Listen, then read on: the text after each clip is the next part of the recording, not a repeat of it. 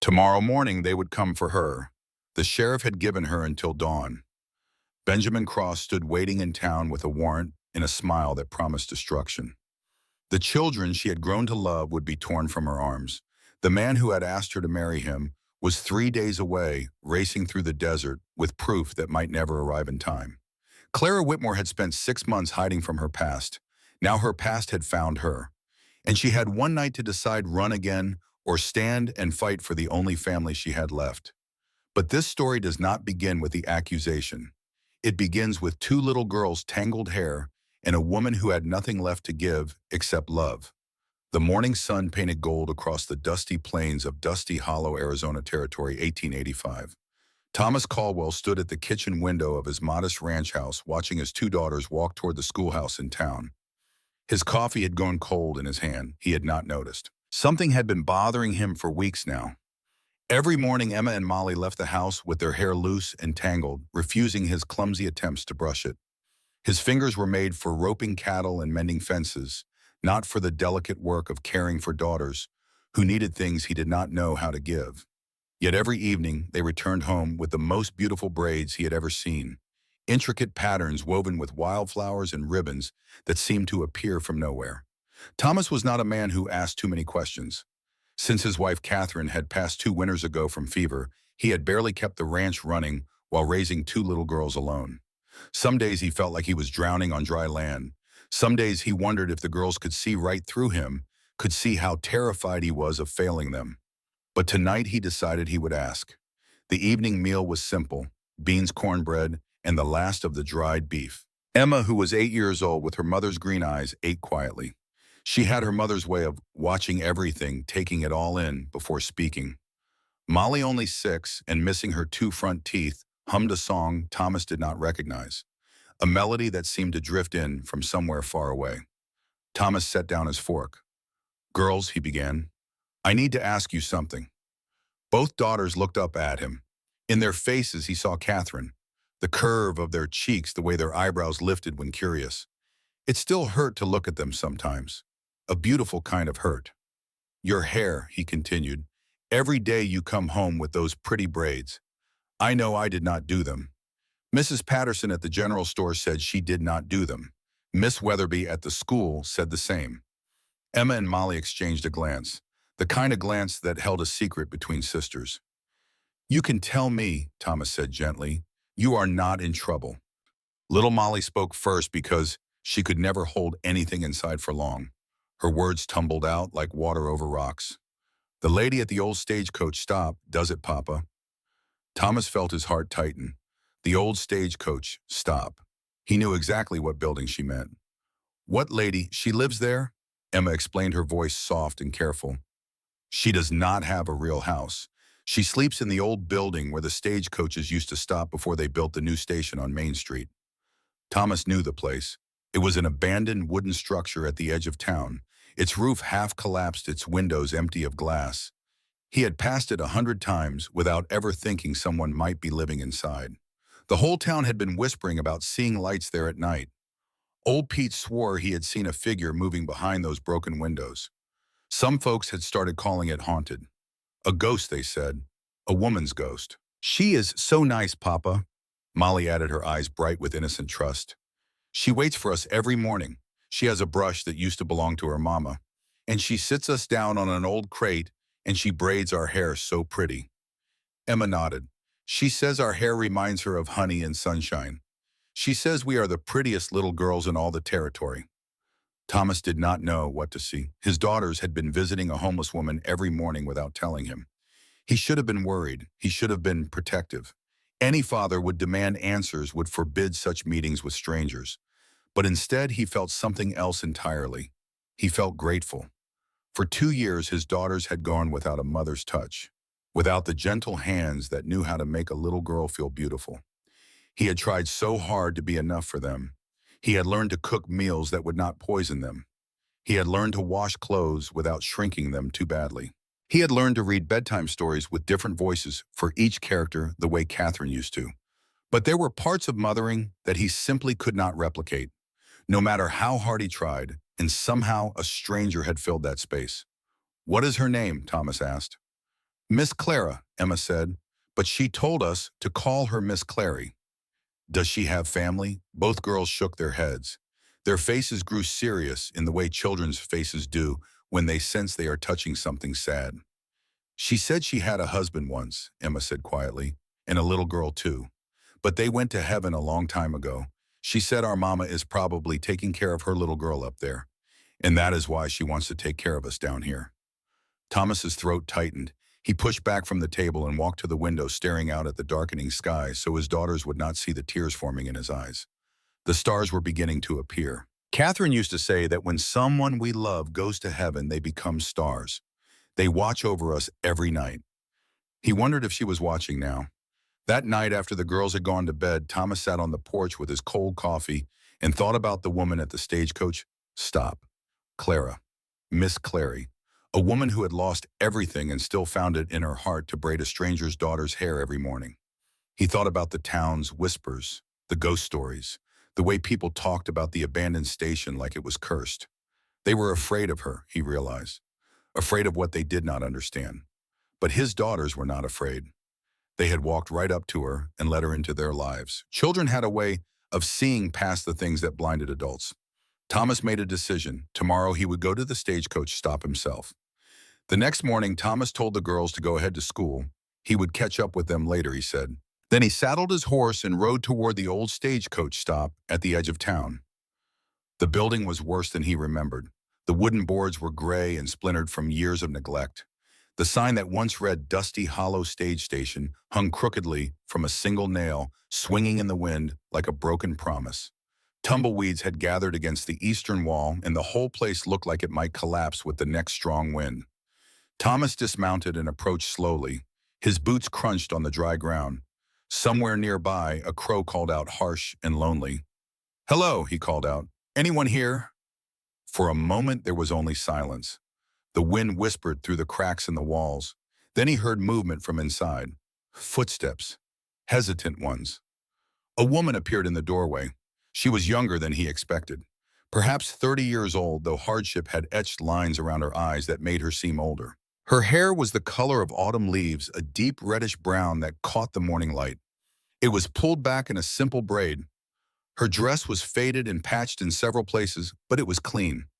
She held herself with a dignity that seemed out of place in such desperate surroundings. And her eyes were blue, the color of the sky just before sunset. There was kindness in them, but also a deep sadness that Thomas recognized immediately. It was the same sadness he saw in his own reflection every morning. "You must be their father," she said. Her voice was soft like wind through prairie grass. "I am Thomas Caldwell. I understand the girls come to see you every morning." A small smile crossed her lips. It transformed her face, made her look younger, made the sadness retreat just a little. "They talk about you," she said.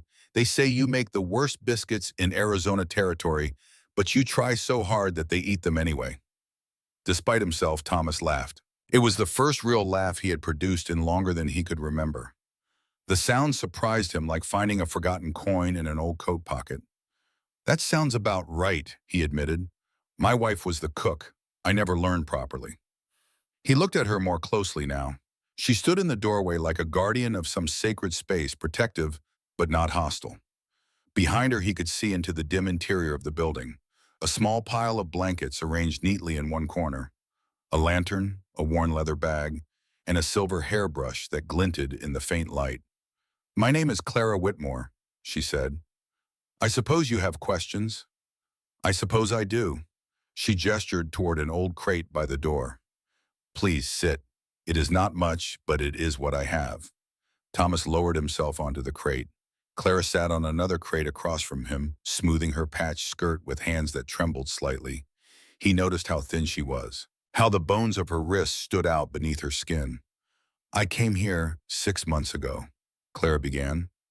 Her voice was steady, but he could hear the effort it took to keep it that way. "I had nowhere else to go. My husband Henry was a surveyor for the railroad. We had a small farm in New Mexico territory, a beautiful life, and a daughter." She paused, her hands clasped together in her lap. Her name was Lily. Thomas waited.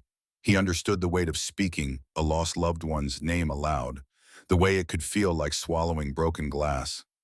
There was a flood, Clara continued. The river rose so fast in the night. Henry tried to save Lily. They both. She could not finish the sentence, but she did not need to. I'm sorry, Thomas said, and he meant it with every piece of his broken heart. Clara looked up at him. Her eyes glistened, but no tears fell. She had probably cried so many tears already that there were none left. After that, I could not stay. Everything reminded me of them. The kitchen where Lily used to help me make bread, the barn where Henry kept his tools, the tree where we had carved our initials.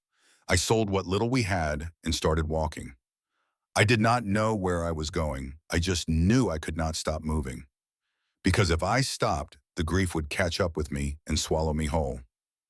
How did you end up here? Thomas asked. I ran out of money in Dusty Hollow. The stagecoach dropped me here and I had nothing left to pay for the next one. I found this place. It was empty. It kept the rain off my head most nights. I thought I would only stay a few days.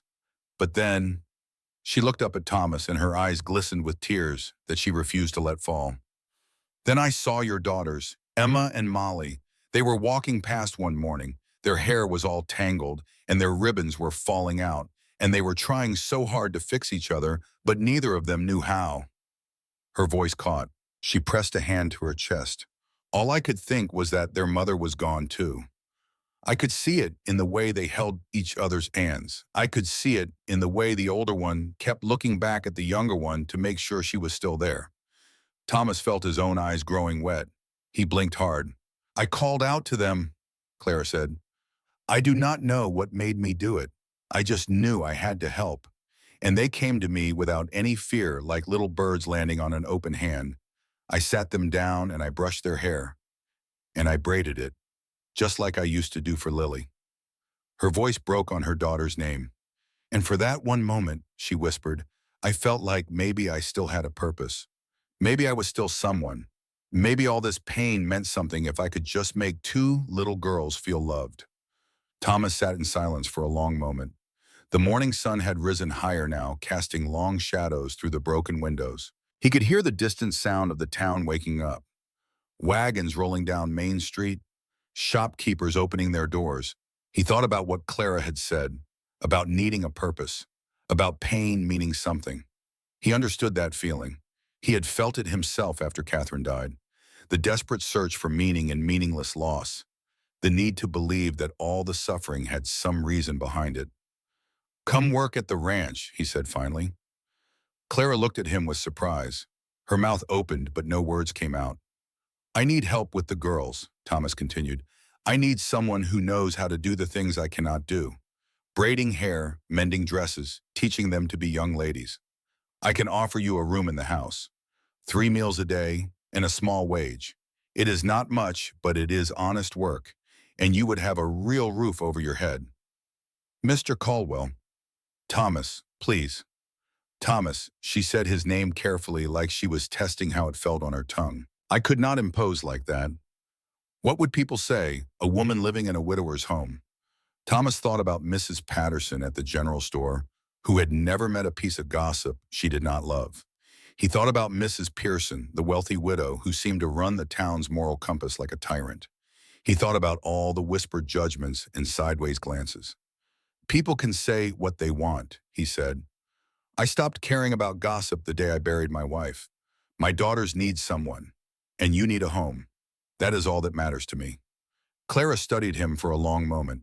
He could see the war happening behind her eyes, the pride that told her to refuse, the practical need that told her to accept, the fear of opening her heart again after so much loss. Let me think about it, she said finally. Thomas nodded. He stood and tipped his hat to her. The offer stands as long as you need it to. He turned to leave, then paused at the doorway. Miss Clara. Yes, thank you for taking care of my girls. He did not wait for her response. He walked back to his horse mounted and rode away. But as he left, he glanced back once. Clara was still standing in the doorway watching him go. The morning light caught her hair, turning it to fire. 3 days passed. Thomas did not go back to the stagecoach stop. He did not want to pressure her, but every morning his daughters still left with tangled hair, and every evening they returned with beautiful braids woven with wildflowers and ribbons. He knew that Clara was still there, still waiting for them, still giving them the motherly touch they craved. On the third night, Thomas could not sleep. He lay in bed staring at the ceiling, listening to the wind outside. Catherine's side of the bed was cold and empty, the way it had been for 2 years. He got up and walked to the old chest where he kept Catherine's things, her dresses, her jewelry, her books. He had not opened it since the funeral. It hurt too much. But tonight, something compelled him. He lifted the lid and breathed in the faint scent of lavender that still clung to her belongings. His hands found her journal, a small leather book with her initials embossed on the cover, K.C. Catherine Caldwell. He had never read it. It felt like trespassing on sacred ground. But tonight he opened it. He flipped through the pages slowly. Catherine's handwriting was neat and graceful, so different from his own rough scrawl. She wrote about the girl's first steps, about the garden she was planting, about a recipe for apple pie that her mother had taught her. Then he reached the last entry, written just 3 days before she died when the fever had not yet stolen her from him. His eyes blurred with tears as he read, "Thomas, my love, if I go before you, promise me something. Promise me you will not close your heart forever. You have so much love to give. The girls will need someone, and so will you. Do not bury your heart with me. Let it live again. Let it find new roots in new soil. If someone comes along who can love our daughters and ease your loneliness, do not turn them away out of loyalty to my memory. That is not what I want. I want you to be happy. I want the girls to have a complete family again. Please, my darling, for me. Let yourself heal. Forever yours, Kate." Thomas sat in the darkness, tears streaming down his face. He clutched the journal to his chest and wept. He wept for Catherine. He wept for the years they would never have. He wept for the daughters who would grow up with only photographs of their mother. And somewhere in that weeping, something shifted inside him. A door that had been locked for 2 years cracked open just a little. On the fourth day, there was a knock at the ranch house door. Thomas opened it to find Clara standing there. She wore the same faded dress, but she had tied a clean ribbon in her hair. Her worn leather bag hung over her shoulder, and clutched against her chest was the silver hairbrush. "I would like to accept your offer," she said, "if it still stands." Thomas stepped aside and let her in. The moment Emma and Molly saw her, they raced across the room and threw their arms around her. Clara knelt down and gathered them both into her embrace, tears streaming down her cheeks as she held them close. Miss Clary, Miss Clary," Molly squealed. "Are you going to live with us?" "If you will have me," Clara said, her voice thick with emotion. "Forever?" Emma asked. Clara looked up at Thomas. He nodded. "For as long as you want me," she said. Thomas watched his daughters cling to Clara, and for the first time in 2 years, he felt something like hope stirring in his chest. It was a fragile thing, uncertain, but it was there. The weeks that followed changed everything. Clara settled into the small room off the kitchen that had once been used for storage. She cleaned it herself, scrubbed the floors until they gleamed and hung simple curtains she sewed from fabric Thomas bought in town. On the nightstand beside her bed, she placed a small photograph in a tarnished silver frame. A man with kind eyes and a little girl with auburn curls. Henry and Lily, the family she had lost.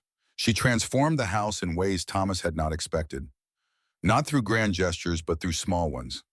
The kitchen began to smell like fresh bread and cinnamon. The windows sparkled in the sunlight. Flowers appeared in a jar on the table. She taught Emma and Molly to sew. She sang songs to them at bedtime, old hymns that echoed through the house like prayers. She helped them with their schoolwork and praised their drawings and listened to their endless chatter about which boy in class had cooties and which teacher was the nicest. And the braiding continued every morning in the ritual of love. Thomas watched all of this from a distance. At first, he was afraid to get too close, afraid that if he let himself feel too much, he would lose her too. Loss had taught him that everything he loved could be taken away in an instant. But slowly, inevitably, his walls began to crumble. He noticed the way Clara's eyes crinkled when she laughed at Molly's jokes, the way she tucked a strand of hair behind her ear when she was concentrating on her sewing, the way she looked out at the sunset every evening with an expression that held equal parts sorrow and hope. He started finding excuses to be near her. He would linger at the breakfast table longer than necessary, pretending to read the newspaper, while actually watching her move around the kitchen. He would come in from the fields earlier than usual, claiming the work was done when really he just wanted to hear her voice. He would sit on the porch in the evenings while she read stories to the girls inside just to catch fragments of her words drifting through the open window. The girls noticed, of course. Children always notice. "Papa likes Miss Clary," Molly announced one night at dinner, her gap-toothed grin stretching wide across her face. Thomas nearly choked on his coffee. "I do not. That is not." "You do too," Emma said matter-of-factly. "You get all nervous around her, and you fixed your hair before dinner. You never fix your hair." Clara's cheeks turned pink. She suddenly became very interested in her plate of potatoes, pushing them around with her fork. Thomas felt his face burning. He opened his mouth to deny it, but no words came out. That night, after the girls were in bed, Thomas found Clara sitting on the porch. She was looking up at the stars, her shawl wrapped around her shoulders against the evening chill. "May I join you?" he asked. She nodded without looking at him. He sat down beside her on the old wooden bench. The night was cool, and 1,000 stars glittered above them like scattered diamonds. In the distance, a coyote howled. The sound was lonely and beautiful, like everything else in this vast land. "The girls are right," Thomas said quietly. His heart was pounding so hard he was sure she could hear it. Clara did not look at him. "About what?" "About me caring for you." The words hung in the air between them. Thomas felt like he was standing on the edge of a cliff, waiting to see if he would fly or fall. "I know it has not been that long," he continued, the words tumbling out before he could stop them. "I know we have both lost people we loved with all our hearts. I know that there are folks in town who will talk and judge and say cruel things. But I have spent 2 years feeling like half of me was buried in that grave with Catherine. And these past weeks with you here." He paused, searching for the right words. "I feel like I am starting to come back to life." Clara finally turned to look at him. Tears streamed down her cheeks, catching the starlight like tiny diamonds. But she was smiling. A real smile. The first one he had seen from her that reached all the way to her eyes. "I feel it too," she whispered. "I thought my heart was broken beyond repair. I thought I would spend the rest of my days just existing, not living. Going through the motions until death finally reunited me with Henry and Lily." She reached out and placed her hand over his. Her fingers were warm despite the cool night air. "But your daughters brought me back from the edge of that darkness. They gave me a reason to wake up each morning. And you," she paused, her voice catching, "you reminded me that love does not end just because we lose someone. It just changes shape. It finds new ways to grow." Thomas turned his hand over and laced his fingers through hers.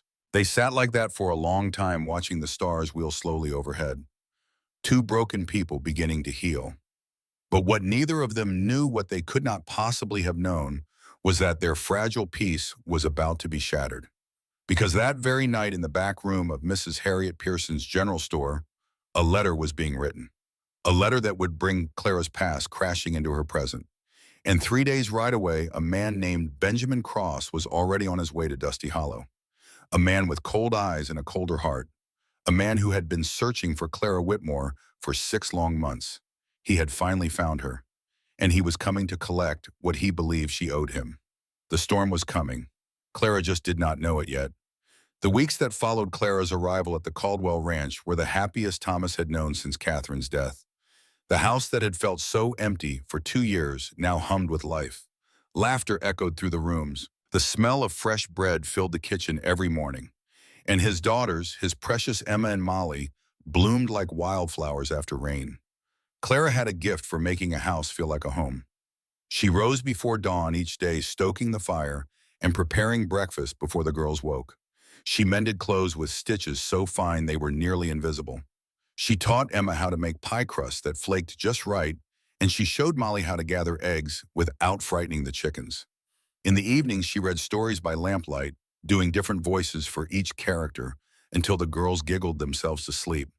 And every morning, without fail, she braided their hair.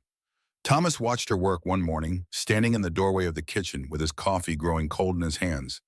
Clara sat on a low stool with Molly between her knees, her fingers moving through the child's honey-colored hair with practiced grace. She wove in sprigs of lavender from the garden, creating a pattern that looked like something from a fairy tale.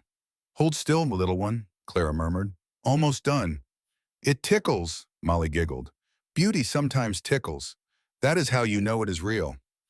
Emma sat nearby, already finished her own braids adorned with tiny blue ribbons.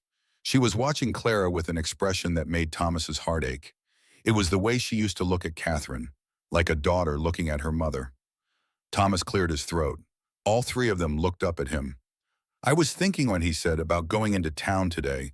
Pick up some supplies, maybe some fabric for new dresses for the girls. Clara's eyes brightened. That would be lovely. They have been growing so fast. Emma's sleeves are already too short. Would you like to come, all of you? The girls erupted in excitement. Town was a rare treat full of candy sticks at the general store and the chance to see other children. But Clara hesitated. Thomas saw something flicker across her face. Fear, perhaps. Or caution. I am not sure that is wise, she said quietly. Why not? She did not answer right away. Her hands had stilled in Molly's hair. People talk, she finally said. I have seen how they look at me when I walk through town, like I am something suspicious, something dangerous. Thomas set down his coffee and crossed the room. He knelt beside her, taking her hands in his. They were trembling slightly. Let them talk, he said. Let them look. You are part of this family now, and I will not have you hiding away like you have done something wrong. Clara searched his face for a long moment. Whatever she saw there seemed to steady her. All right, she said. I will come. The ride into Dusty Hollow took about 30 minutes by wagon.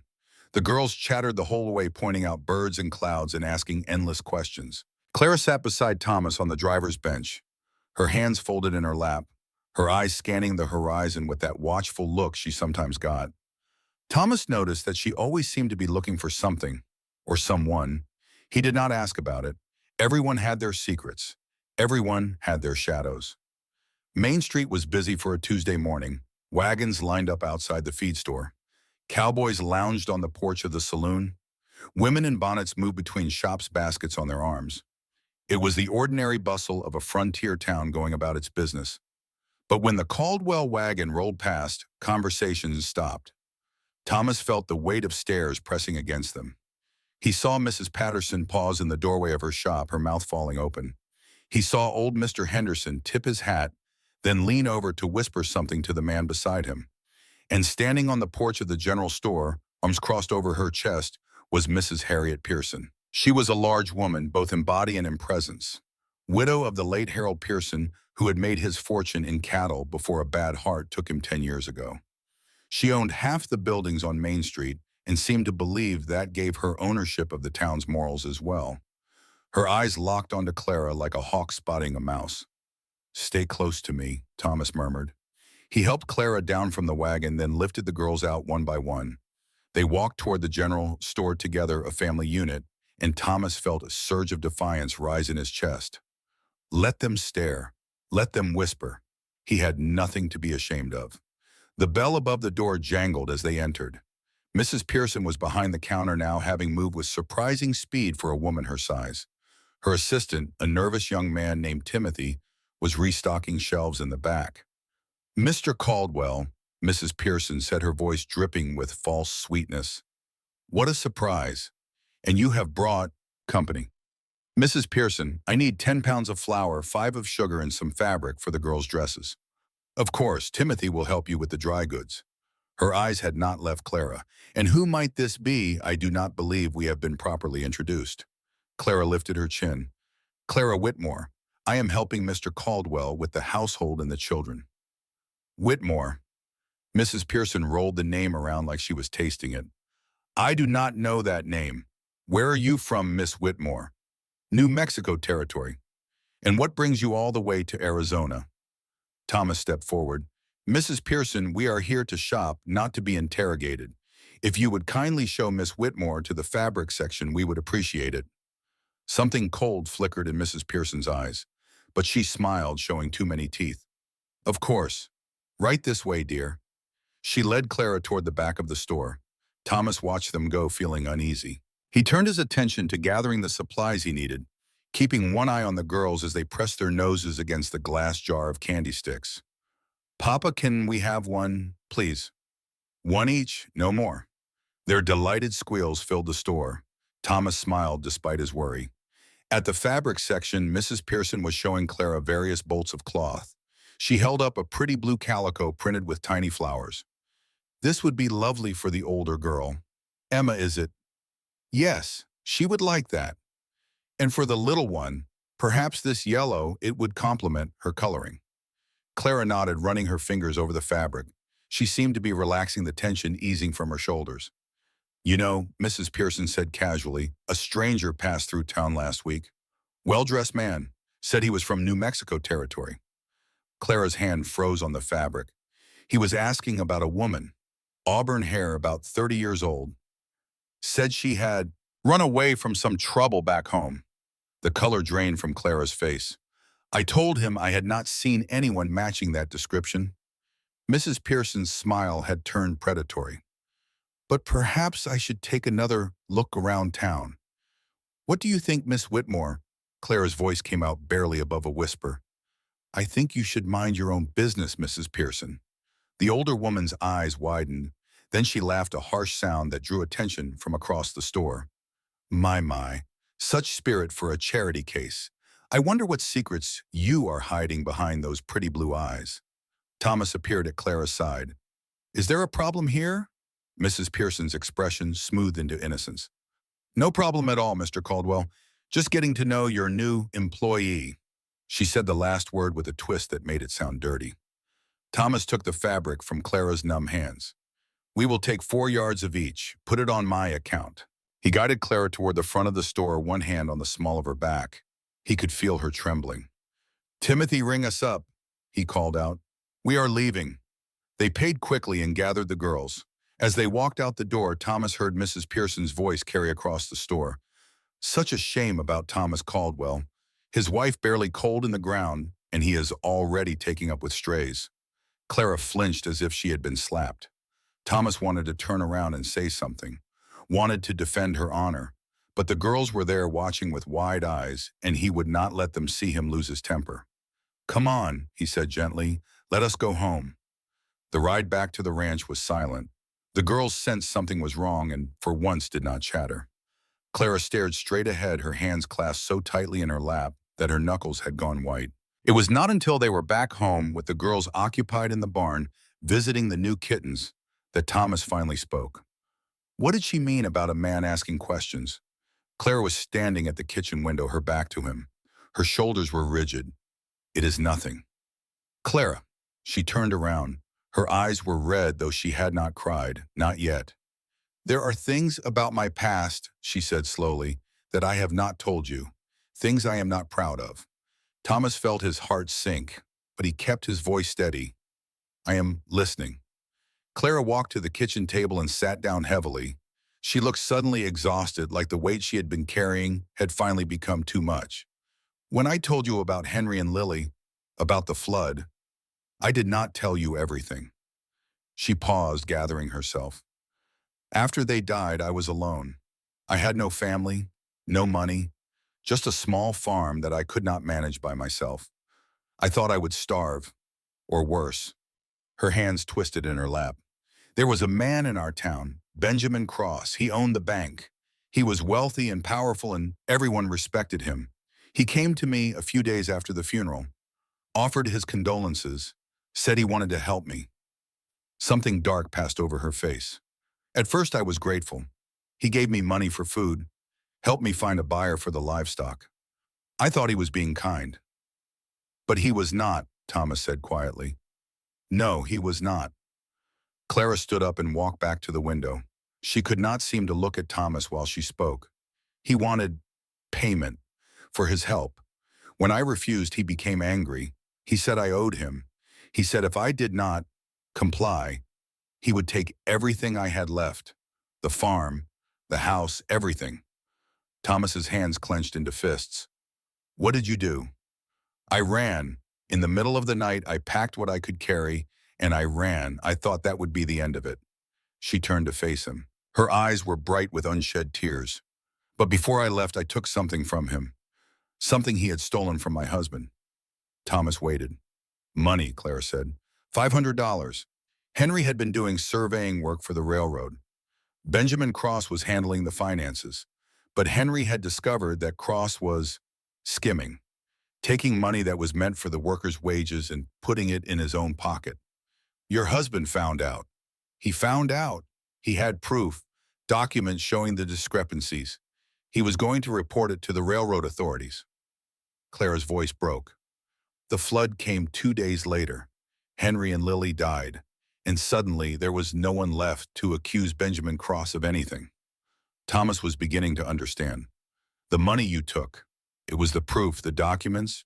No, I took back the money that Cross had stolen from my husband's final paycheck. $500 that was owed to Henry. Money that Cross claimed was never paid, even though I saw the receipt with my own eyes. She laughed bitterly. But try explaining that to anyone. A poor widow against the richest man in town. He put out word that I had stolen from him and that I was a thief and a con woman. He offered a reward for my capture. Thomas sat in stunned silence. That is who is looking for me, Clara said. Benjamin Cross. He wants his money back, and he wants me to pay for embarrassing him. Do you still have it? The money, Clara shook her head. Most of it is gone, spent on food and travel and survival. I have maybe $50 left, hidden in my bag. She looked at him with desperate eyes. I should have told you before. I should have told you the first day. But I was so afraid. Afraid you would turn me away. Afraid I would be alone again. Thomas stood up and crossed the room. He took her hands in his, feeling them shake.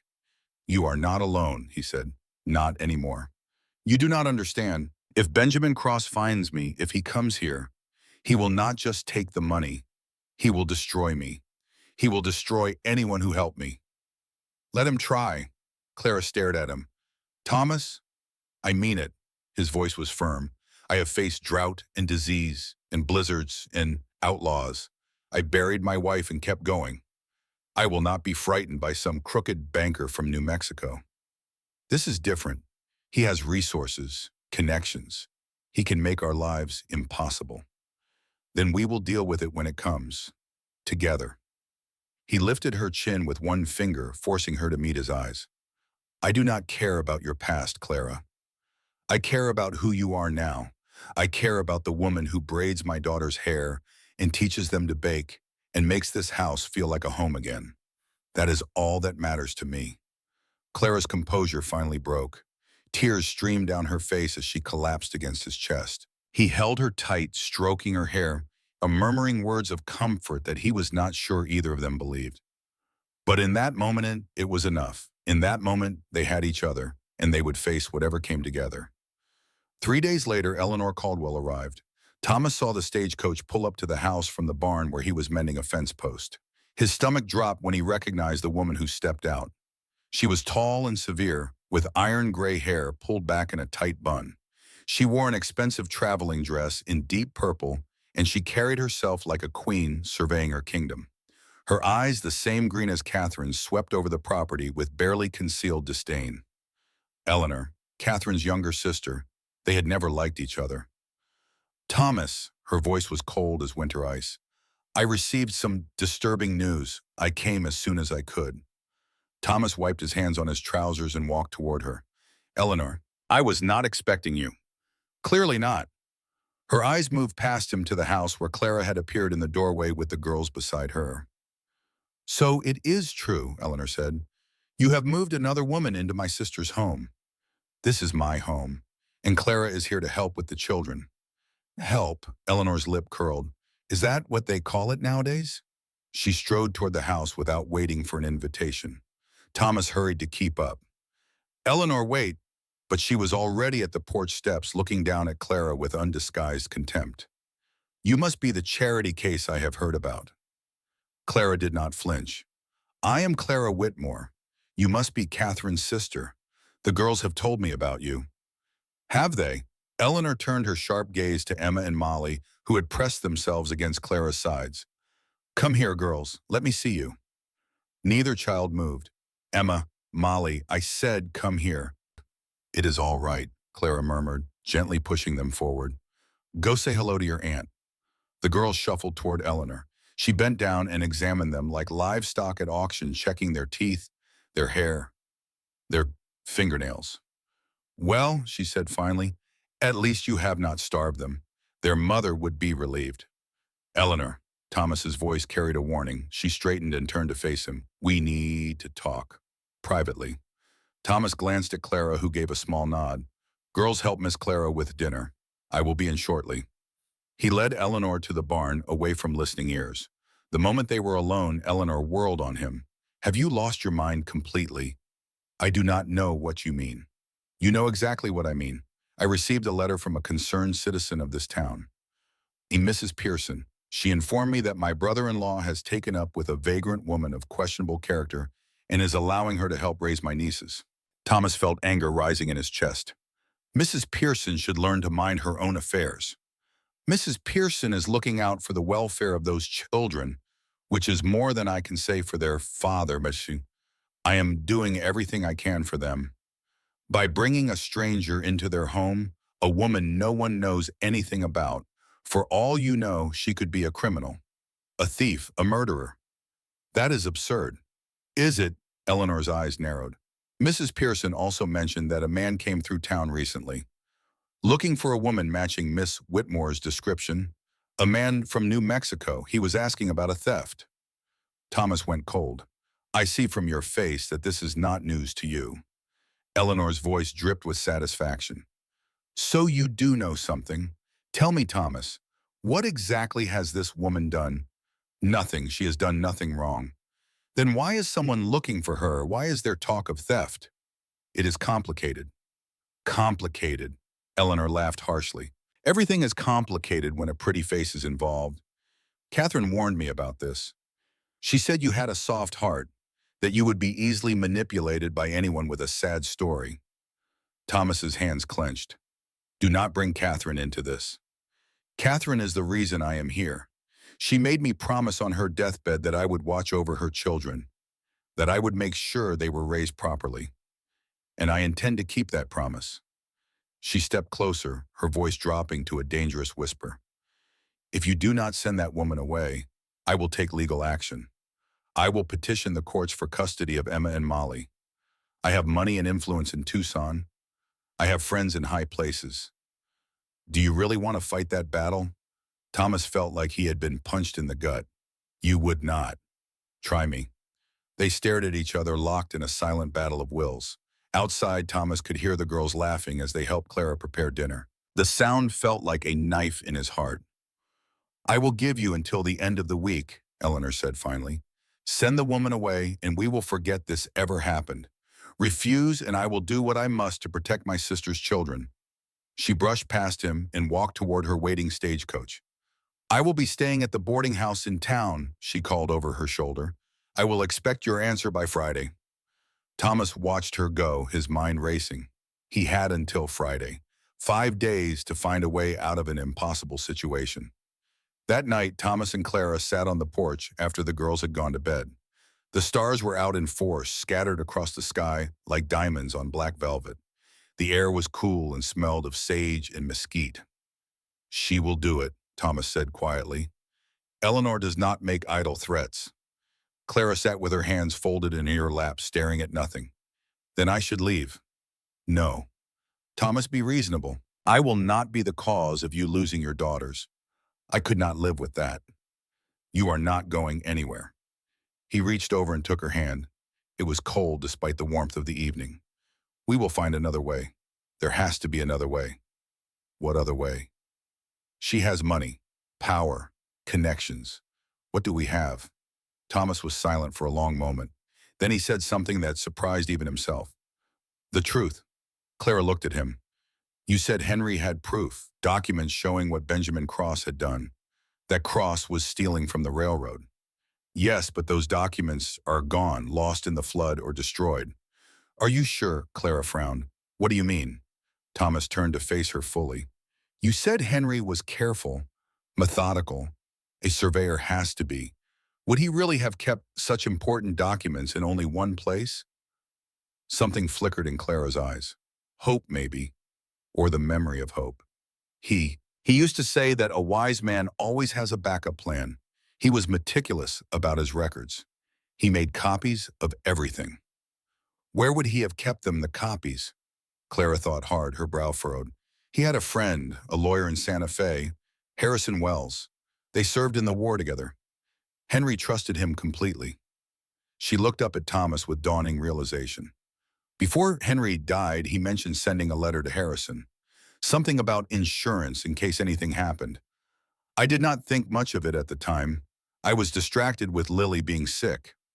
Thomas felt a surge of hope.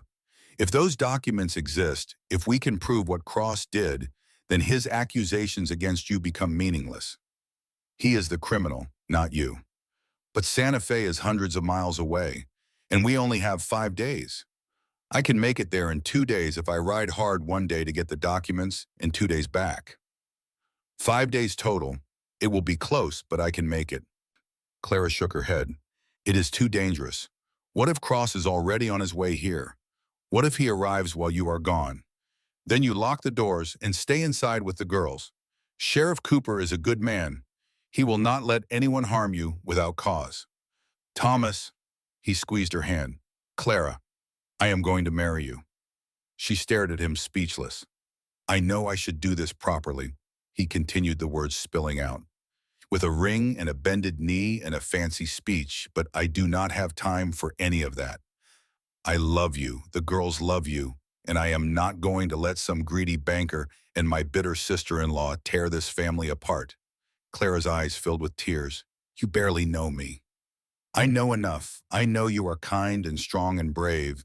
I know you make my daughters happy. I know that when I am with you, I feel like myself again, for the first time in 2 years. He lifted her hand to his lips and kissed it gently. Marry me, Clara. Let me fight for us. Clara was silent for a long moment. The tears spilled over, running down her cheeks in silver tracks. Yes, she whispered. Yes, I will marry you. Thomas pulled her into his arms and held her tight. Above them, the stars wheeled slowly through the infinite sky. Somewhere into the distance, a coyote howled. And in the boarding house in town, Eleanor Caldwell wrote a letter by candlelight. A letter addressed to Benjamin Cross, care of the Silver Creek Bank in New Mexico Territory. A letter that would tell him exactly where to find the woman he had been hunting for 6 long months. The storm was coming faster than any of them knew. Thomas left before dawn the next morning. He kissed the sleeping girls on their foreheads and held Clara one last time in the pale light of early morning. I will be back in 5 days, he promised. Stay safe, stay hidden. Do not give Eleanor any excuse to act. Be careful, Clara whispered. Come back to me. Always. He wrote it out as the sun crept over the horizon, painting the desert in shades of gold and rose. Behind him, the ranch grew smaller and smaller until it was just a speck on the vast landscape. Ahead lay Santa Fe, and the truth that might save them all, or destroy them. The first 2 days passed without incident. Clara kept the girls close, finding endless chores to occupy them inside the house. She taught Emma how to make her mother's apple pie from a recipe she found in Catherine's old cookbook. She helped Molly practice her letters, praising every crooked A and wobbly B. At night, she lay awake listening to every sound. The creak of settling wood, the whisper of wind against the windows, the distant cry of night birds. She was waiting for something. She did not know what. On the 3rd day it came. The knock on the door was sharp and official. Clara's heart stopped. She peered through the window and saw Sheriff Daniel Cooper standing on the porch. Beside him was a man she did not recognize, well-dressed with cold eyes and a thin smile, Benjamin Cross. Miss Whitmore, the sheriff's voice carried through the door. I need you to come outside, please. Clara's hands were shaking as she turned to the girls. Emma, take Molly to your room. Stay there until I come get you. But Miss Clary, now, sweetheart, please. Something in her soirees made Emma obey without further argument. She grabbed Molly's hand and pulled her toward the back of the house. Clara took a deep breath. Then she opened the door. Sheriff Cooper was a decent man in his 50s with a weathered face and kind eyes. He looked uncomfortable. Miss Whitmore, I am sorry to bother you, but this gentleman has made some serious accusations. Benjamin Cross stepped forward. He was exactly as Clara remembered. Tall, well-groomed with silver streaking his dark hair. He might have been handsome if not for the cruelty lurking behind his smile. Clara, he said, his voice smooth as oil, you have led me on quite the chase. Mr. Cross, she kept her voice steady. I have nothing to say to you. No, what about the $500 you stole from me? Sheriff Cooper shifted uncomfortably. Mr. Cross has shown me documentation, Miss Whitmore. Bank records showing a withdrawal made in your name. He has also brought a warrant for your arrest issued by a judge in New Mexico. Clara felt the ground tilt beneath her feet. Those documents are lies, she said. That money belonged to my husband. Cross is the thief, not me. She is delusional, Cross said smoothly. A sad case, really. The loss of her family unhinged her mind. She has been making these accusations for months. No one believes her. I have proof. Both men looked at her. My husband kept records, copies of everything. He sent them to a lawyer in Santa Fe before he died. Cross's smile flickered. Just for a moment. But Clara saw it. There is no proof, he said. There is nothing. She is lying to save herself. Sheriff Cooper looked between them, clearly uncertain. Miss Whitmore, I am afraid I have to take you into custody, at least until we can sort this out. Please, Clara's voice cracked. The children, I cannot leave them alone. Mrs. Pearson has offered to look after them until their father returns. Clara felt sick. The thought of those girls in Harriet Pearson's care. Sheriff, please, give me 2 days. Thomas Caldwell will be back by then. He has gone to Santa Fe to retrieve the documents I mentioned. Once he returns, I can prove everything. Cooper hesitated. He was a fair man. She could see him weighing her words. But Benjamin Cross was not about to let that happen. Sheriff, this woman is a fugitive from justice. Every moment she remains free is a moment she could be planning her escape. I insist you take her into custody immediately.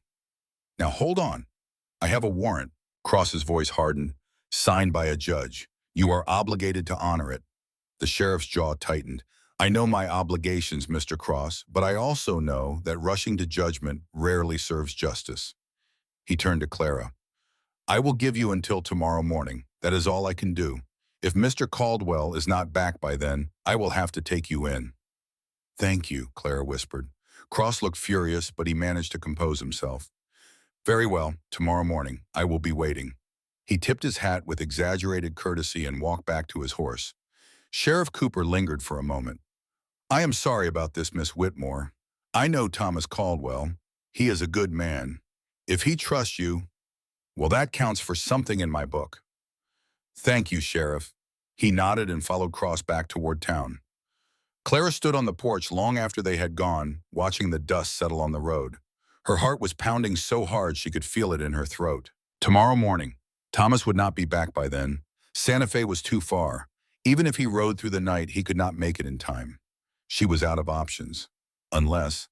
She turned and looked at the leather bag sitting in the corner of her room. The bag that had traveled with her all the way from New Mexico. The bag that held everything she had left of her old life, including the $50 she had been hiding. $50 would not save her, but it might buy her time. Or it might buy her passage on the next stagecoach out of town. Clara stood at the crossroads of her life. She could run like she had run before. She could disappear into the vast western landscape and never look back. But if she ran, she would lose everything she had found here. Thomas, the girls, the hope of a new beginning. She would lose the first real home she had known since the flood took everything away. Clara sank into a chair and buried her face in her hands. What was she supposed to do? The answer came from an unexpected place. Miss Clary. She looked up to find Emma standing in the doorway. The girl's face was pale but determined. I heard everything, Emma said. That man, he is the one from your past, the bad one. Clara nodded, not trusting herself to speak. Emma crossed the room and knelt beside her chair. She took Clara's hands in her own small ones. Papa will come back, she said firmly. He promised, and Papa never breaks his promises. I know, sweetheart, but he might not be back in time. Then we will just have to stall. Clara blinked. What? Emma's green eyes, so like her mother's, were bright with determination. Mama used to say that the strongest weapon a woman has is her wits, that when strength fails, cleverness must step in. She squeezed Clara's hands. We just need to be clever until Papa gets back. Despite everything, Clara felt a smile tugging at her lips. Your mother sounds like she was a wise woman. She was, and she would have liked you.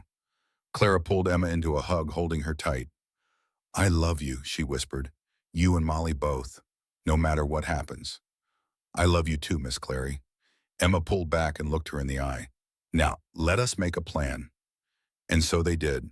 That night, as the moon rose over the Arizona desert, a woman and a child sat together at the kitchen table plotting their defense against a man who had come to destroy them.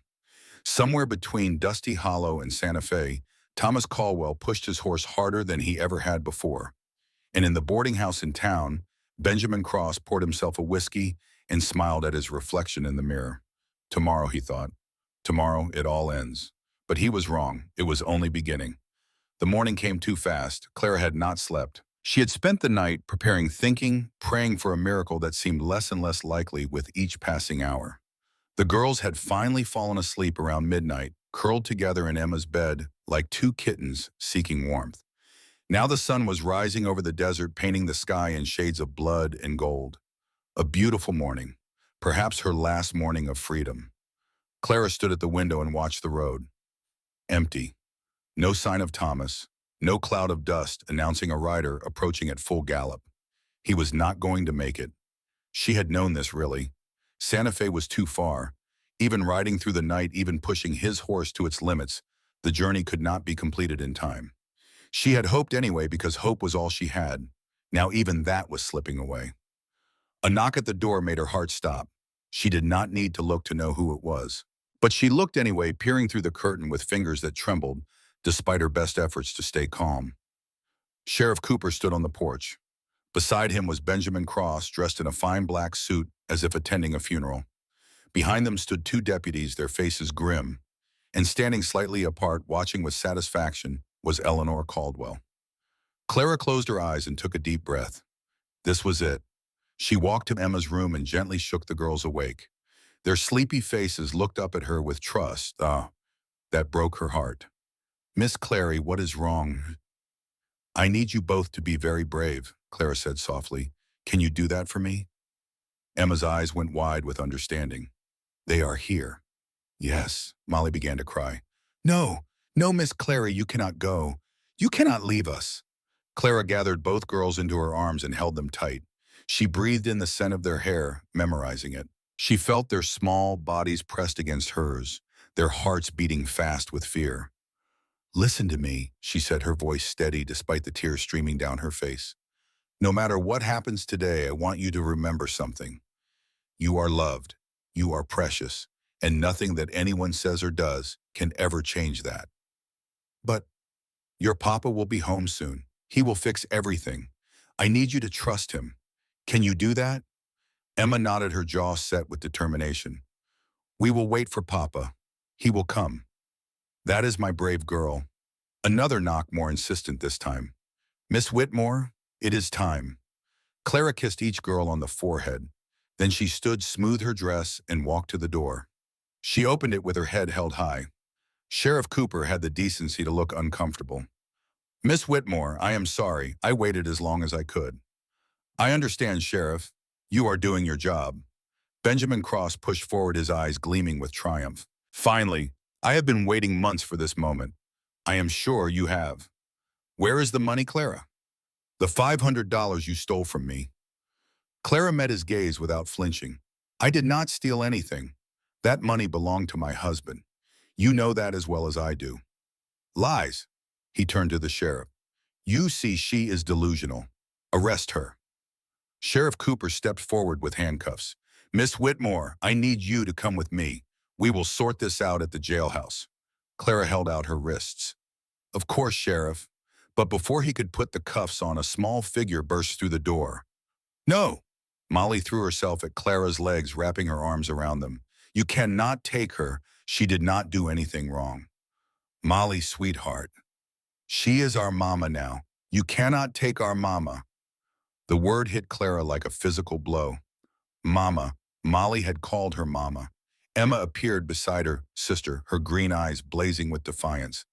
Miss Clary is innocent. The bad man is lying. Our papa has gone to get proof. Benjamin Cross laughed. The delusions of children. Sheriff, remove them. Touch those children, and you will regret it. Everyone turned. Martha Jenkins stood at the edge of the porch, her hands on her hips and fire in her eyes. She was a stout woman in her 50s with silver hair and a face weathered by decades of frontier living. She had been the Caldwell's neighbor for 15 years.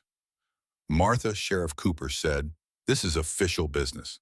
"Official business, my foot. I know Clara Whitmore. I have watched her care for those children for weeks. She is no more a thief than I am." "She has a warrant?" "A warrant from New Mexico means nothing here until it is validated by our courts. You know that, Daniel Cooper?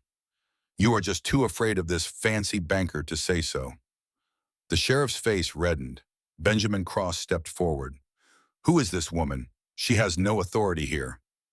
"I am Martha Jenkins. I have lived in this territory for 30 years. I helped birth half the children in this town, including Daniel Cooper's own daughter.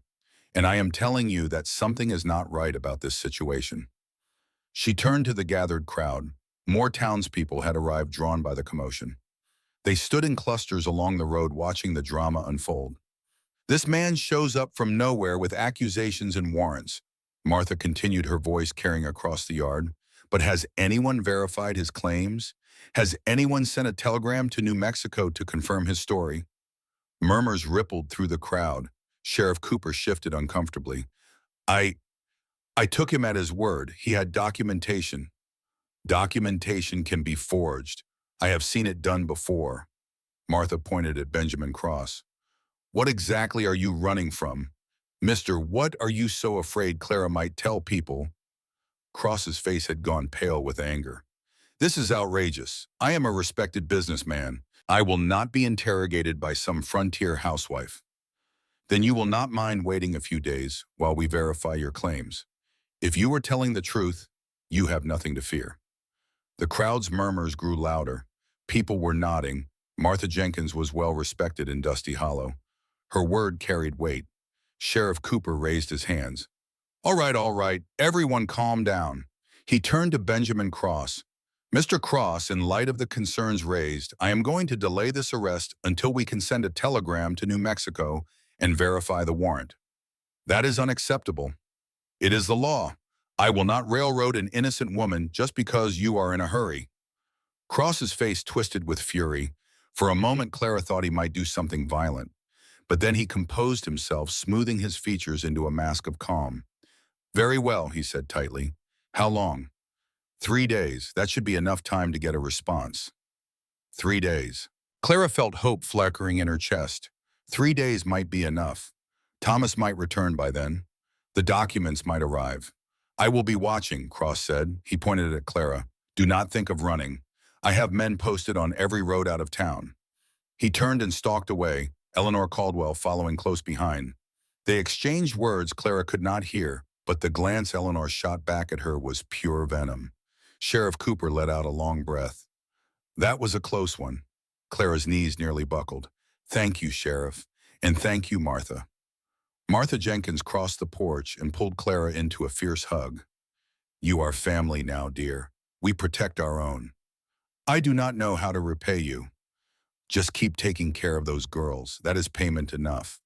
The crowd began to disperse, but Clara noticed that many of them looked at her differently now, with sympathy instead of suspicion, with curiosity instead of judgment. Martha had bought her time. Now she just had to survive the next 3 days. The first day passed in tense silence.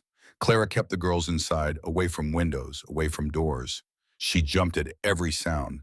Every creak of the floorboards made her heart race. Benjamin Cross did not return, but she knew he was out there, watching, waiting. Twice she saw riders on the road near the ranch. Men she did not recognize, sitting motionless on their horses, their eyes fixed on the house. His men, watching for any sign that she might try to run. That night, Clara did not sleep. She sat in a chair by the front door with a rifle across her lap. Thomas had taught her how to use it before he left, just in case he had said. She prayed she would not have to. The second day brought a visitor Clara did not expect.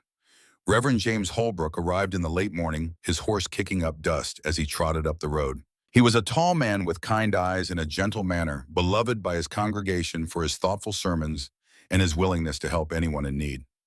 "Miss Whitmore," he said, removing his hat, "I hope I am not intruding." Not at all, Reverend. Please come in.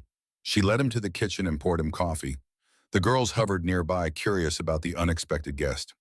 I heard about what happened yesterday, Reverend Tolbrook said. The confrontation with Mr. Cross. Clara's hands tightened around her coffee cup. News travels fast. It does in a small town. He paused, choosing his words carefully.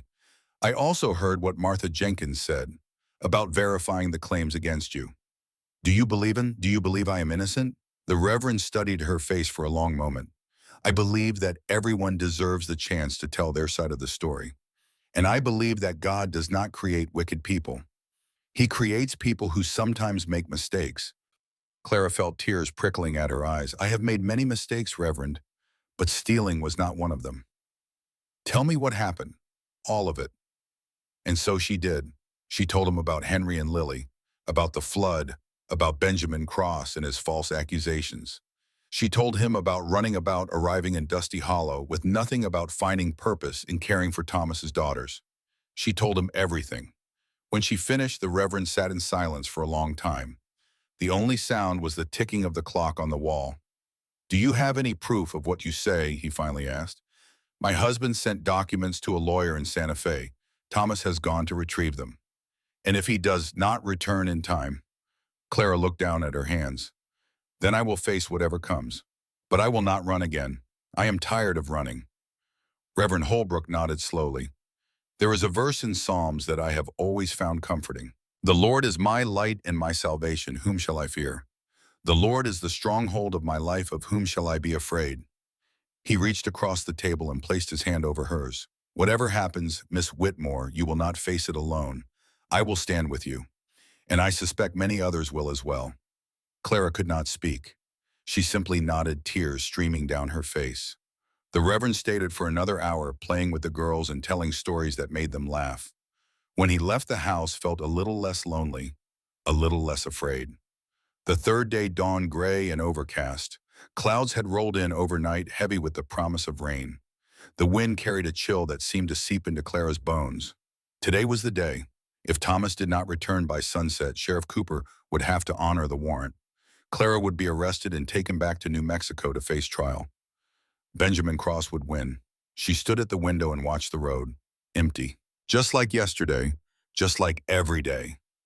The girls sensed her tension. They stayed close, not speaking, just being there.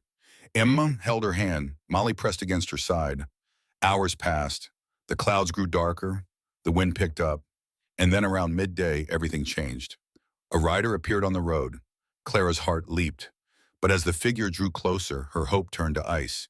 It was not Thomas, it was Benjamin Cross. He rode up to the house and dismounted with the easy grace of a man who had already won. Behind him came Sheriff Cooper and two deputies. Time is up, Cross called out. Where is your precious Thomas now? Clara stepped onto the porch. She would not hide. She would not cower. The day is not over yet. Close enough, Cross smiled, and it was the smile of a snake about to strike. Sheriff, arrest this woman. Cooper looked miserable, but he moved forward. Miss Whitmore, I am sorry. I have no choice. I understand. Clara held out her wrists.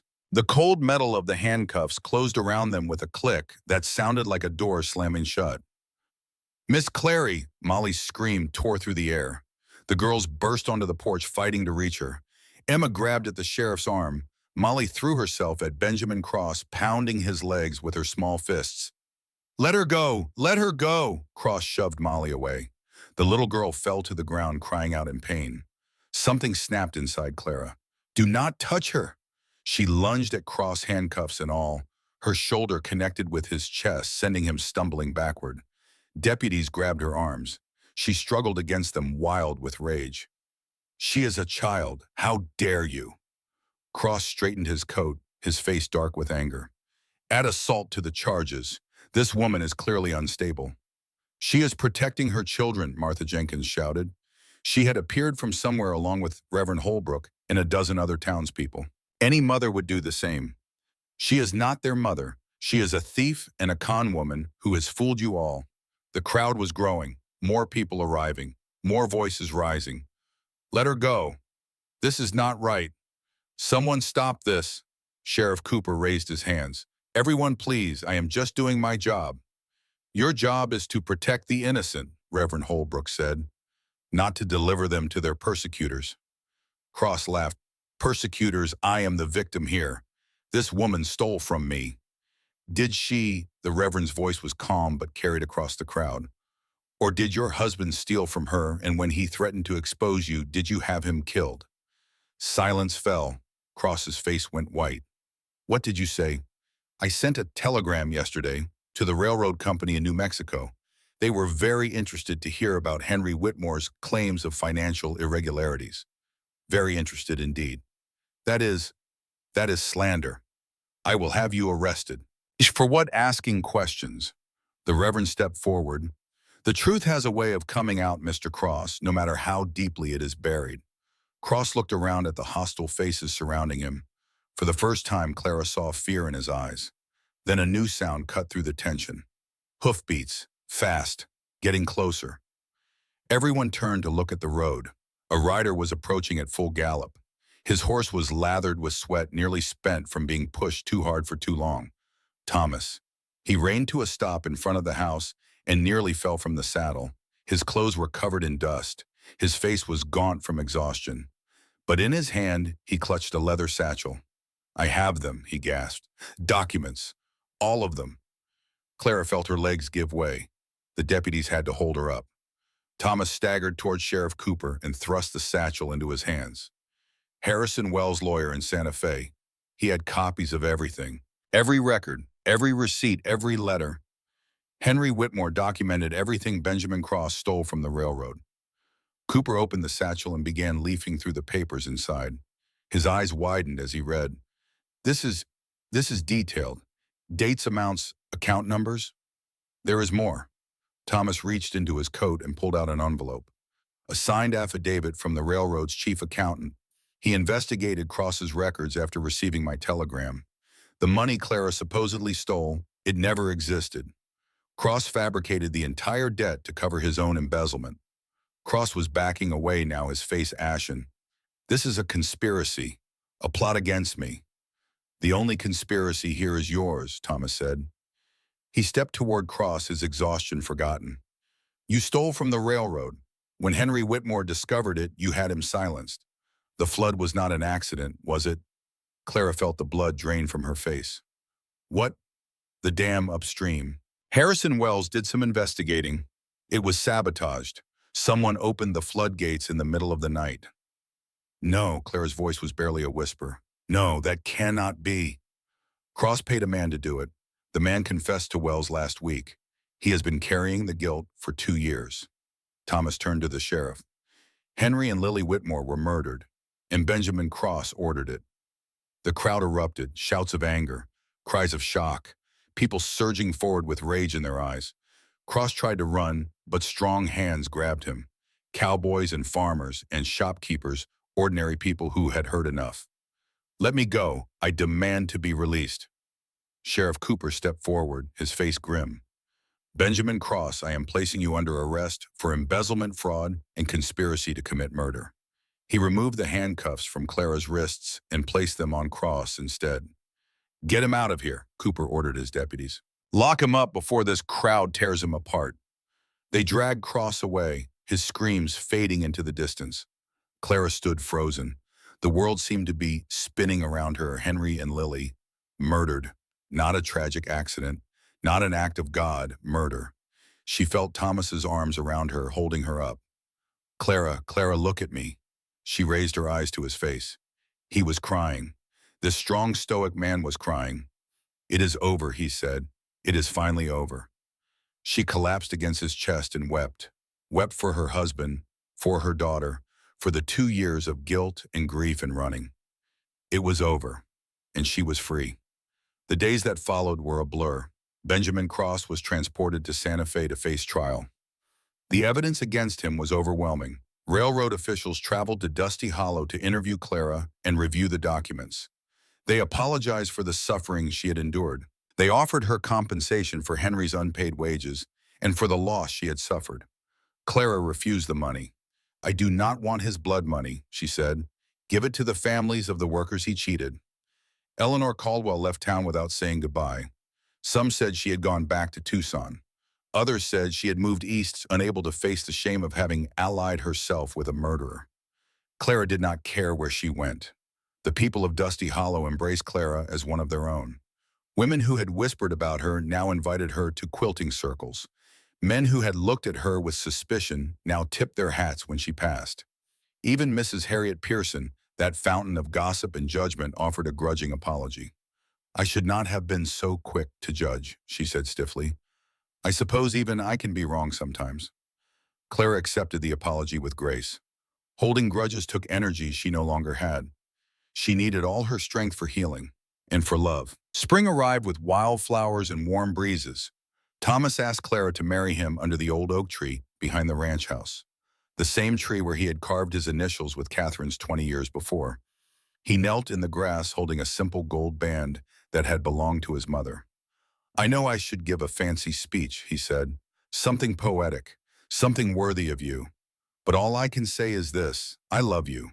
The girls love you, and I want to spend the rest of my life building something good with you." Clara looked at the tree, at the initials carved into its bark. TC plus K. C. What about Catherine? Thomas stood and took her hand. He led her to the tree and showed her something she had not noticed before. Below the old initials freshly carved were new ones. TC plus C, and beneath those two more sets. Is and MC. "Catherine will always be part of this family," Thomas said, "but she would want us to be happy. She told me so in her journal. She gave me permission to love again." He lifted Clara's chin with gentle fingers. "So I am asking you, will you marry me? Will you be my wife and their mother? Will you help me turn this house into a home?" Clara's eyes filled with tears. "Yes," she whispered. "Yes, I will marry you." Thomas slipped the ring onto her finger. It fit perfectly, and then he kissed her. It was a gentle kiss, tender, full of promise. When they broke apart, they found Emma and Molly watching from the porch, their faces split with enormous grins. "Does this mean Miss Clary is our mama now?" Molly asked. Clara knelt and opened her arms. Both girls ran to her, nearly knocking her over with the force of their embrace. "I could never replace your mother," Clara said, holding them tight. "She will always be your mama, and she will always live in your hearts. But if you will let me, I would like to love you and care for you and braid your hair every single morning until you are too old to want me to anymore." "We will never be too old," Emma said fiercely. "Never, ever." "Never, ever, ever," Molly agreed. Thomas watched his three girls embrace, and for the first time since Catherine's death, he felt truly whole. The wedding was held 2 weeks later. It was a small ceremony, just the family, Reverend Holbrook, and a few close friends. Martha Jenkins made a cake with 3 layers. The girls wore matching dresses that Clara had sewn herself, their hair braided with wildflowers and ribbons. Clara wore a simple white dress. Nothing fancy, nothing expensive. But when Thomas saw her walking toward him through the spring sunshine, he thought she was the most beautiful woman he had ever seen. The ceremony was brief. They exchanged vows beneath the old oak tree with the carved initials as witness. The girl stood beside Clara holding her hands. When Reverend Holbrook pronounced them husband and wife, Molly whispered loudly enough for everyone to hear, "This is the best day ever." Everyone laughed, even Clara through her tears. Thomas kissed his bride, his wife, his second chance at happiness. And somewhere up in heaven, he imagined Catherine smiling down at them, giving her blessing, letting him go so he could live again. That evening, the new family of 4 sat on the porch and watched the sunset paint the sky in shades of orange and pink. Clara leaned her head against Thomas's shoulder. Emma and Molly sat at their feet playing with the ribbons from the wedding. "Mama always said that when someone we love goes to heaven, they become stars," Emma said quietly, looking up at the first star appearing in the darkening sky. "She said they watch over us every night." Thomas nodded. "I believe that. And I believe they sent us an angel to help us while we wait to see them again." He squeezed Clara's hand and she squeezed back. "I used to wonder," Clara said softly, "why I survived when Henry and Lily did not. Why I was left alone in a world that seemed so cruel and empty. I thought maybe God had made a mistake. Maybe I was supposed to die with them." She paused, watching the colors fade from the sky. "But now I understand. I survived so I could find you. All of you. I survived because there were 2 little girls who needed someone to braid their hair, and a man who needed someone to help him live again. She turned to look at Thomas, her eyes shining with love. I was not saved. I was chosen, and I chose back. Thomas pulled her close and kissed her forehead. We chose each other, he said, and we will keep choosing each other, every day, for the rest of our lives. The stars came out one by one, filling the sky with light. Somewhere out there, Catherine and Henry and little Lily were watching, smiling, at peace. And on a small ranch in Dusty Hollow, Arizona territory, a family that had been built from broken pieces sat together on a porch and watched the night descend. They had found each other in the darkness, and together they had found their way back to the light. Far away at the edge of town, the old stagecoach stop still stood. Its roof was crumbling. Its windows were empty. Tumbleweeds gathered against its walls. But Clara was not there anymore. She was home. And home, she had learned, was not a building. It was not four walls and a roof. Home was the people who loved you. Home was the hands that held you when you were afraid. Home was the voices that called your name with warmth instead of judgment. Home was right here. 6 months later, on a crisp autumn morning, Clara stood at that same kitchen window where Thomas had first noticed his daughter's beautiful braids. She was watching Emma and Molly walk toward the schoolhouse, their hair woven with ribbons of gold and red to match the changing leaves. They turned at the end of the road and waved. Clara waved back. Then she placed her hand on her belly where a new life was growing, a new addition to their family, a child who would be born into love and warmth and belonging. Thomas appeared beside her, wrapping his arms around her from behind. You are smiling, he said. I am happy. That is a good look on you, Mrs. Caldwell. She turned in his arms and looked up at his face. This man who had stopped for two little girls with tangled hair. This man who had offered her shelter when she had nothing. This man who had fought for her, believed in her, loved her. Thank you, she said. For what? For stopping. That day, all those months ago, when you came to the stagecoach stop, you could have kept riding. You could have decided I was not your problem. But you stopped. Thomas smiled. I stopped because someone should have. A long time ago, when I was young and lost, somebody stopped for me. Changed my whole life. I figured it was time to pass that on.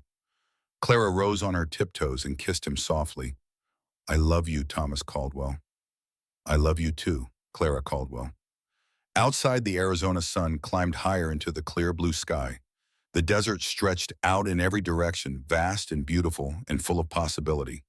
And in a small ranch house at the edge of Dusty Hollow, a family that had been forged from loss and hope and second chances began another ordinary day. Together, the way it was meant to be, the way it would always be, for the rest of their lives. And that was enough. That was everything.